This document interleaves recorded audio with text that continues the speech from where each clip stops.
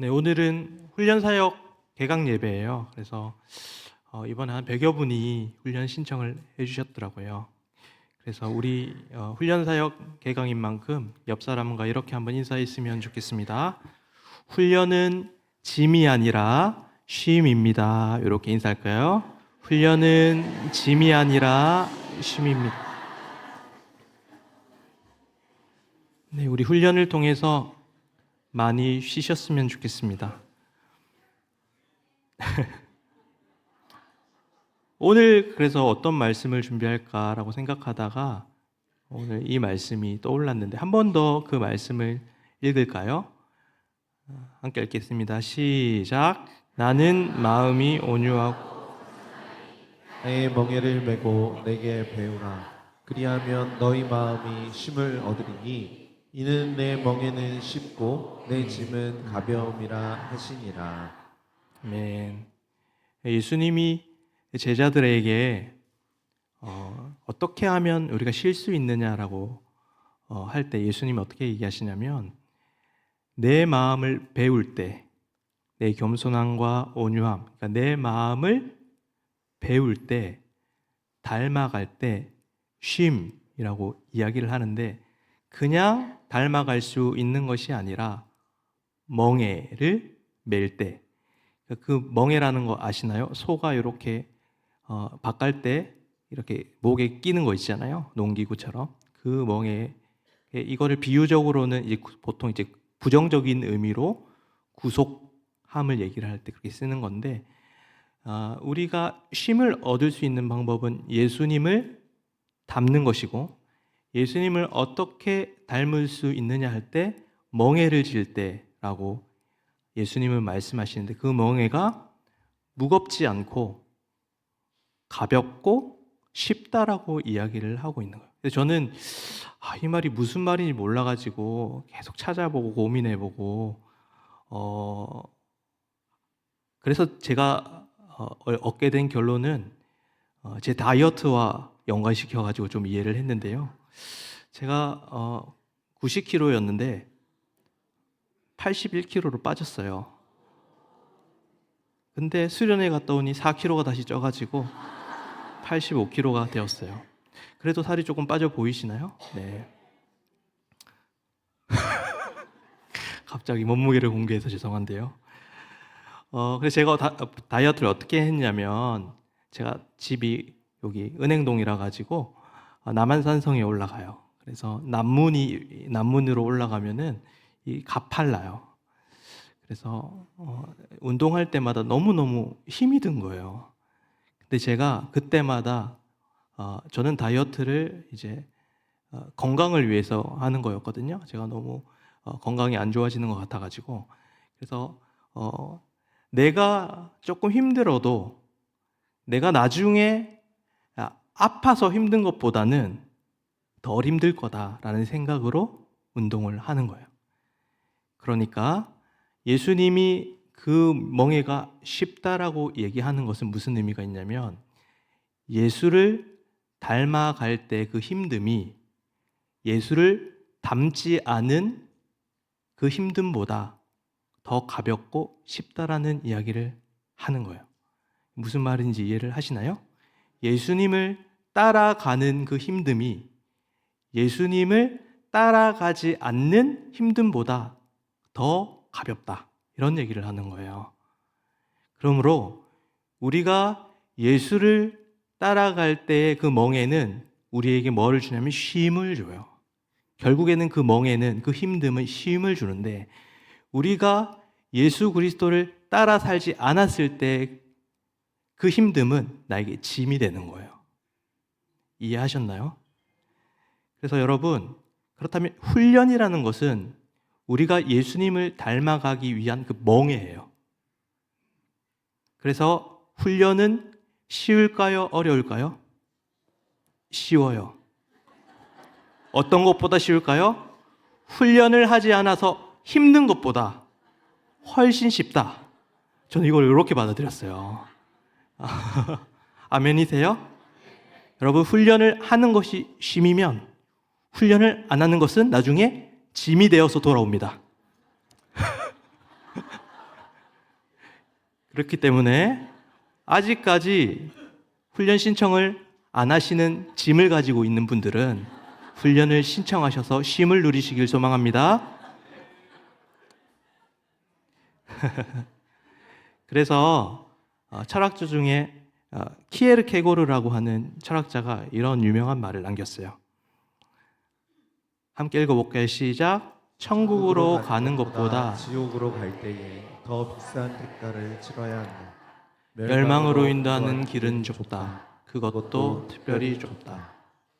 무슨 말이냐면 천국으로 갈 때보다 지옥으로 가는 것이 더 힘든 거예요. 이 말씀이 그대로 이렇게 인용되는 거거든요.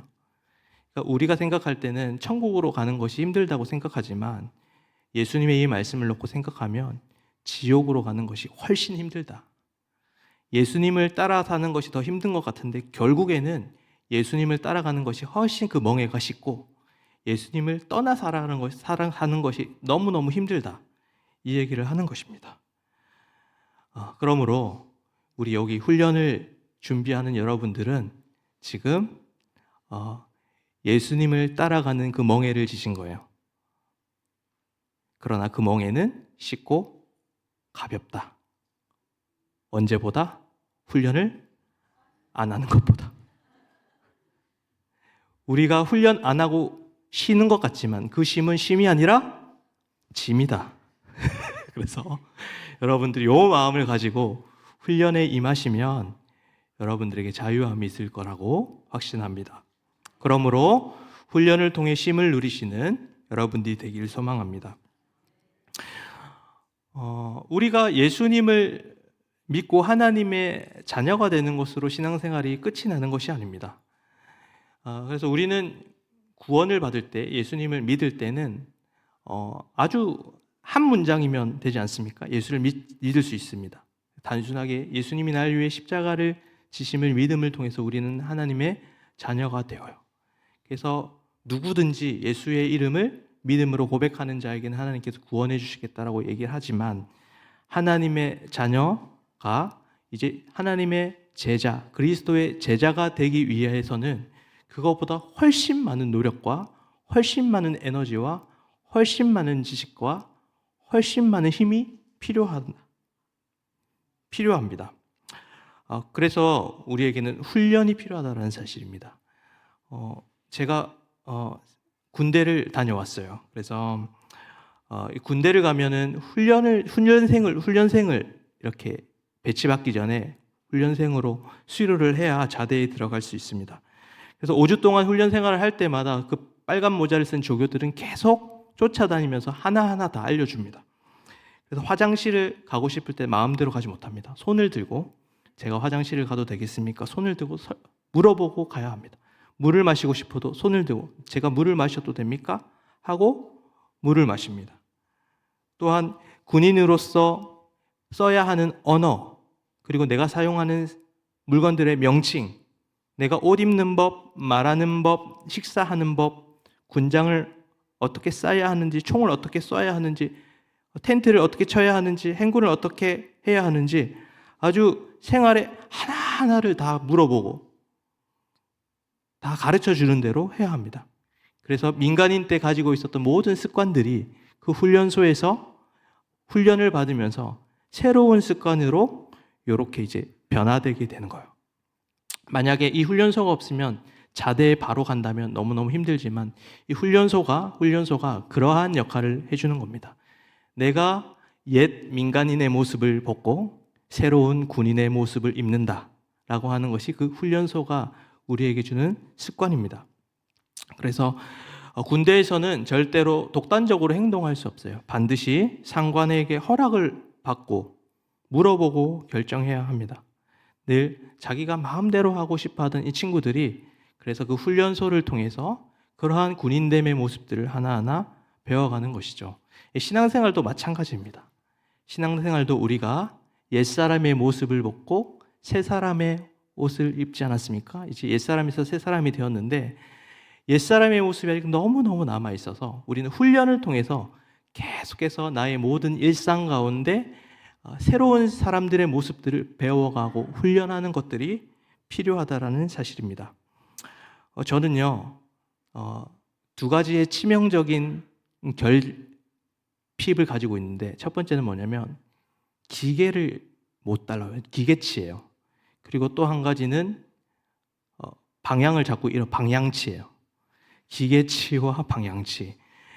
그래서 제가 기계를 이렇게 만질 때마다 자꾸 고장이 나고, 오늘도 프린터가 갑자기 제가 만지니까 고장이 나서 김준 목사님이 그걸 고쳐주시더라고요. 그래서 손 많이 가는 스타일이 이렇게 하시면서 그리고 제 양옆에 계시는 목사님들은 둘 다 기계를 너무 잘 다뤄요. 그래서 제가 무슨 기계를 다룰 때마다 답답해서 그거를 잔소리를 너무 많이 해요. 제가 너무 힘들게 사역하고 있는데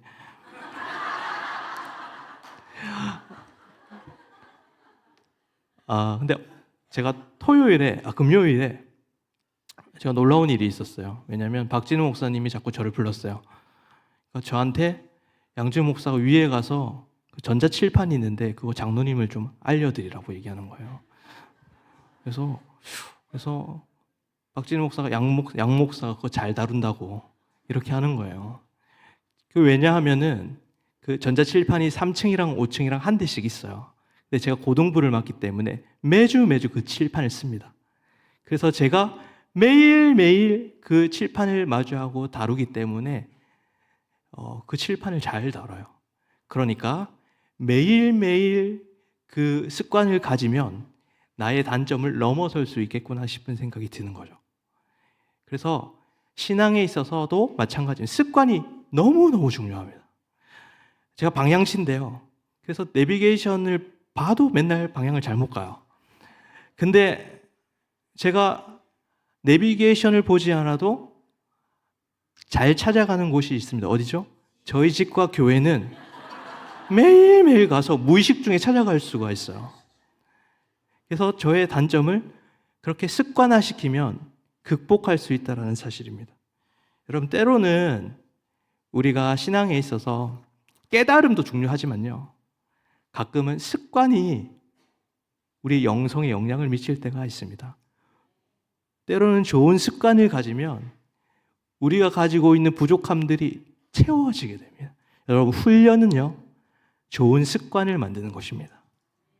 그래서 여러분들이 이 훈련을 통해서 좋은 습관을 가지고 그 습관이 영성이 되어서 좋은 습관을 가져서 그 습관이 여러분들의 삶에 쉼을 누리게 되는 통로가 되기를 소망합니다. 여러분, 이런 얘기 들어보셨습니까? 여러분은 제자이십니까? 늘 제자리이십니까? 라는 단어 들어보셨습니까? 우리 한번 서로 인사할까요? 성도님은 예수님의 제자이십니까? 아니면 늘 제자리이십니까? 네.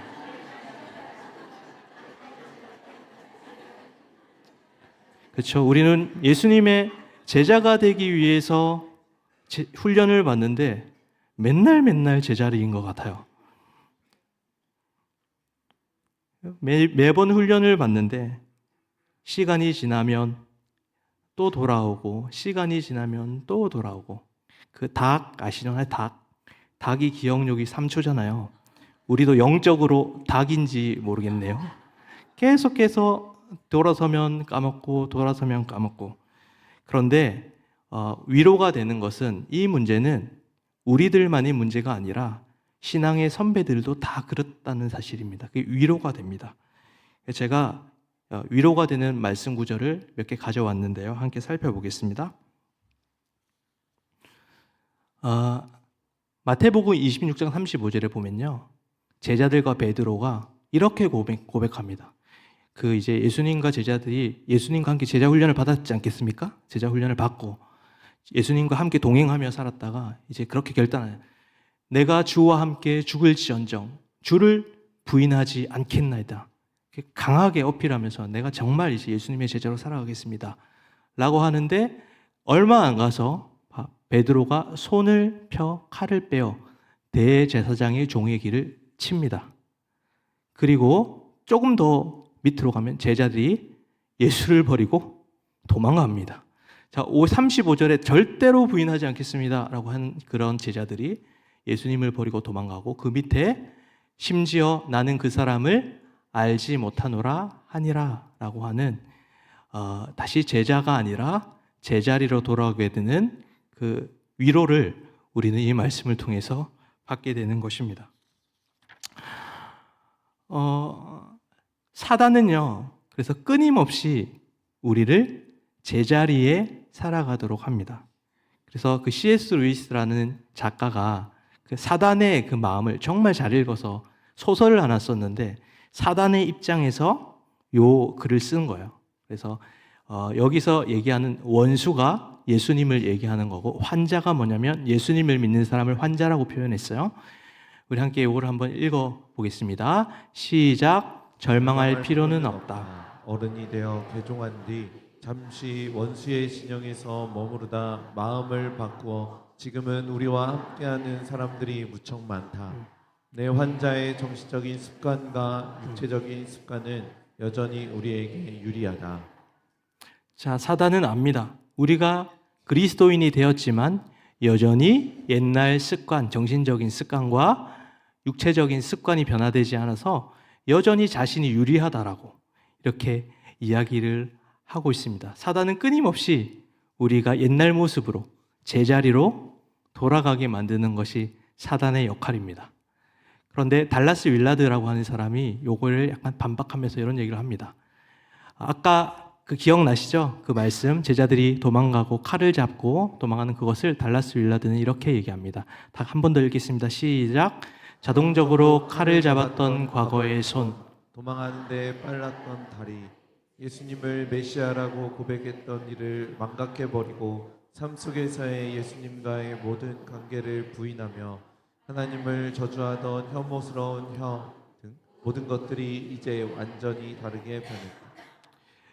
과거의 옛날 모습은 어떤 모습이면 손으로는 칼을 잡고, 다리로는 예수님을 도망치고, 그리고 혀로는 예수님을 부인했던 제자들이 이제 완전히 다르게 변했다라고 얘기를 하는데, 이 완전히 다르게 변했다라고 하는 시점은 언제냐면 성령의 강림 사건입니다.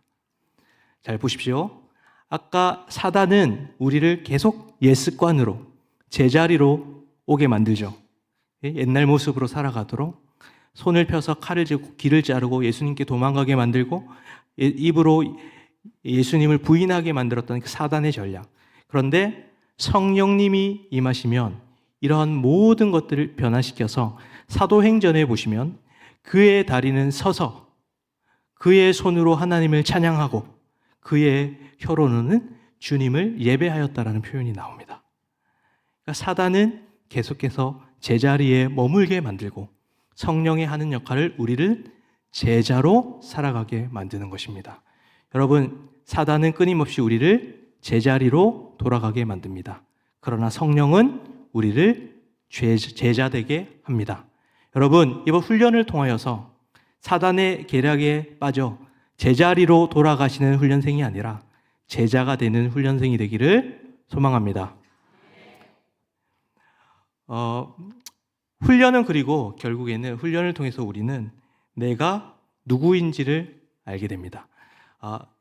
역사상 성경 전체를 비춰봐도 성경 전체에서 가장 훈련을 아주 힘들게 받은 사람이 있다면 그 사람 누굴까요? 욥입니다. 욥은 엄청난 훈련을 받았는데요. 그래서 그 욥이 그렇게 자신의 어려움이 있을 때, 힘들 때 했던 고백이 있어요. 우리 함께 욥기 4장 18절에서 20절을 함께 읽어보겠습니다. 시작. 하나님은 그의 종이라도 그대로 믿지 아니하시며 그의 천사라도 미련하다 하시나니 하물며 흙집에 살며 티끌로 털을 삼고 하루살이 앞에서라도 무너질 자이겠느냐. 자기를 뭐라고 표현하냐면 나는 흙이다, 나는 티끌이다, 나는 하루살이다 이렇게 표현하는 거예요. 뭐예요?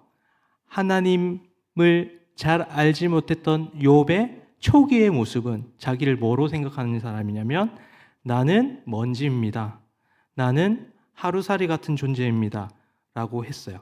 그런데 시간이 지나고 계속해서 욥이 성장하고 성숙하는 그 과정 가운데 이제 욥이 자신의 눈으로 하나님을 보죠. 그래서 끝 막바지에 이르면 욥이 이제는 눈으로 주를 배웁니다라고 하면서 자신의 정체성이 완전히 달라지게 됩니다. 여러분들은 자신을 생각할 때 여러분 자신을 뭐라고 생각하십니까? 혹시 자신의 불쌍한 모습, 부족한 모습, 미천한 모습을 보면서 나는 티끌이야, 나는 하루살이야, 나는 먼지야라고 생각하며 살아가고 있으십니까? 그러나 우리가 주님을 바라보고 주님의 마음을 바라볼 때 우리의 정체성이 완전히 달라지게 됩니다. 그래서 사역반을 진행하시는 여러분들은 자신의 정체성이 얼마짜리인지를 알게 될 것입니다. 여러분들은 얼마짜리입니까?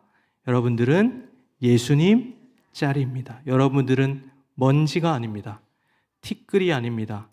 하루살이가 아닙니다. 여러분들은 예수님 짤입니다. 훈련은 내가 누구인지를 알게 합니다. 여러분, 하나님의 위대함을 보면 볼수록 나의 가치가 올라가는 것을 경험하게 될 것입니다. 내 상황과 내 소유와 내가 누리는 것이 상관없이 내가 하나님을 바라볼 때 하나님을 알게 되는 만큼 내 정체성이 커져가는 것을 보게 될 것입니다. 우리는 이제 티끌로서 세상을 바라보는 것이 아닌 하나님의 눈으로, 하나님의 마음으로, 그리고 예수 그리스도의 그 하나님의 아들됨의 정체성을 가지고 살아가게 되는 것입니다. 여러분, 훈련이라는 것은 내가 누구인지를 알게 되는 과정입니다. 여러분, 이 훈련을 통해서 내가 티끌이 아니라, 내가 먼지 같은 존재가 아니라 내가 하나님과 같은 존귀한 예수님 짤이다 라는 것을 고백하시는 여러분들의 삶이 되기를 소망합니다. 예수님께서 교회에 주시는 두 가지 명령이 있었습니다. 그 명령은 무엇이었냐면 함께 살펴보겠습니다. 첫 번째 명령은 너희는 가서 모든 민족으로 제자 삼는 것, 그리고 두 번째는 너희에게 분부한 모든 것을 가르쳐 지킬 것입니다. 첫 번째는 모든 민족에게 가서 제자 삼는 것이고요. 두 번째는 우리에게 하나님께서 우리에게 분부한 모든 것을 가르쳐 지키는 것이 사명이라고 말씀하십니다. 그러므로 우리 목회자의 역할은 무엇인지 아십니까? 성도들을 향해 가르치고 지키게 만드는 것입니다. 언제까지 목회자는 성도를 가르쳐야 합니까? 지킬 때까지요. 변화될 때까지요. 이게 목회자의 사명입니다. 그러면 성도님들은 어떻게 해야 할까요? 훈련을 언제까지 해야 할까요? 지킬 때까지요. 변화될 때까지 우리는 끊임없이 훈련해야 합니다.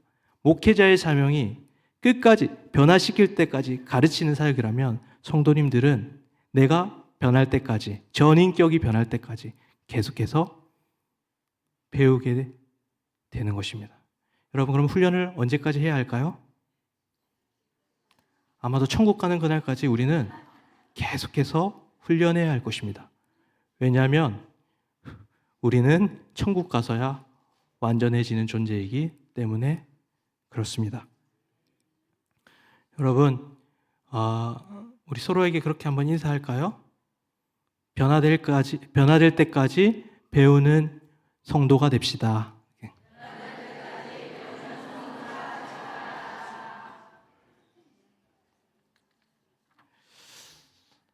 마지막으로 영국의 작가 체스터튼이라고 하는 작가가 이런 말을 남겼습니다.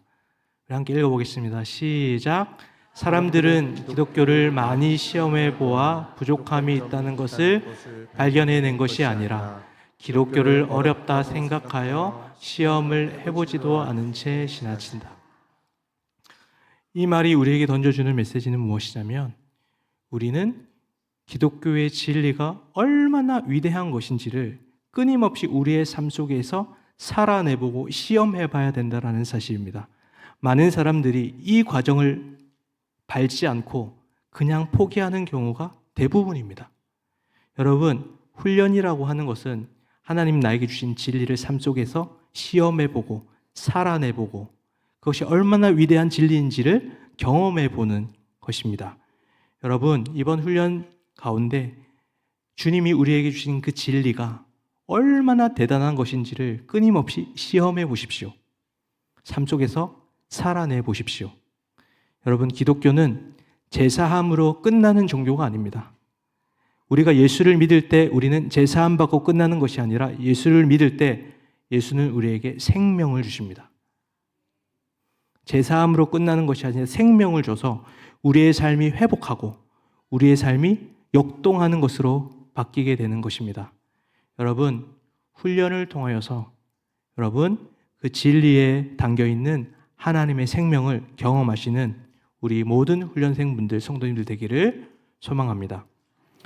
말씀을 맺겠습니다. 훈련은 예수님이 우리에게 예수님을 닮아가라고 주시는 아주 가벼운 멍에입니다. 그래서 우리는 이 훈련을 통해서 그 훈련이 우리에게 짐이 되는 것이 아니라 우리는 그 짐을 통해 그 멍에를 통해 쉼을 누리게 될 것입니다. 여러분, 이 말을 좀 더 풀어서 설명하면 예수님을 닮은 크기가 우리의 쉼의 크기입니다. 예수님을 닮은 만큼 우리는 그 가운데 쉴 수 있는 존재들이라는 사실입니다. 훈련을 통해 쉼을 누리시는 여러분들이 되기를 소망합니다. 또한 훈련은 우리에게 좋은 습관을 가져다 줍니다. 때로는 습관이 우리의 영성을 이끌고 습관이 우리의 삶을 이끌어가게 됩니다. 이 훈련을 통해서 좋은 영적의 습관을 가지게 되기를 소망합니다. 셋째로, 우리는 늘 제자로 살아가고 싶지만 제자리로 돌아오는 존재입니다.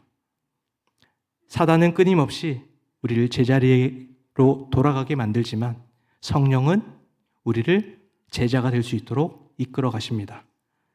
베드로는 발과 혀와 손으로 예수님을 도망가고 멀리 했습니다. 그러나 그 손과 발과 혀가 성령을 통해 주님을 예배하는 삶으로 기독교 역사상 가장 위대한 존재로 바꾸어 놓았습니다. 여러분, 성령을 의지할 때 우리는 이 훈련 가운데 제자가 될 수 있습니다. 모든 우리의 훈련 사역 가운데 성령을 의지하시는 우리 모든 훈련생들 되기를 소망합니다.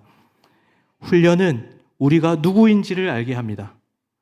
우리는 티끌 같은 존재가 아닙니다. 먼지 같은 존재가 아닙니다. 우리는 위대한 하나님의 자녀, 예수님 짤이들입니다. 이 훈련을 통해 세상이 나에게 말하는 내가 아니라 예수님이 나에게 주신 그 신분, 그 아름다움을 누리시며 살아가시는 여러분들이 되기를 소망합니다. 마지막으로 훈련은 우리가 변화될 때까지 하는 것입니다. 훈련은 천국 가는 그날까지 계속해서 진행되어야 합니다.